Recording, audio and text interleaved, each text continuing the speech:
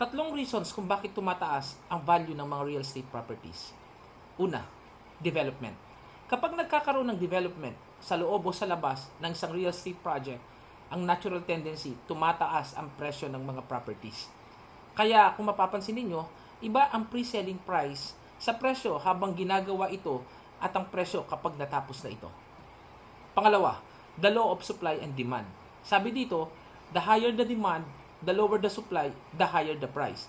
Ibig sabihin, habang dumarami ang bumibili ng mga property sa isang particular na project, ang natural tendency, tumataas ang presyo ng mga ito. Pangatlo, seller's motivation. Ito ang isa sa mga factor na hindi gaanong napapansin ng iba. Pero ang talagang dahilan kung bakit tumataas ang presyo ng mga real estate properties ay dahil sa motivation ng developer o ng seller.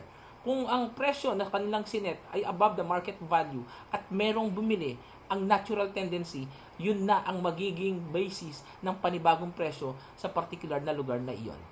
Yan ang tatlong pang 9 reasons kung bakit tumataas ang value ng mga real estate properties.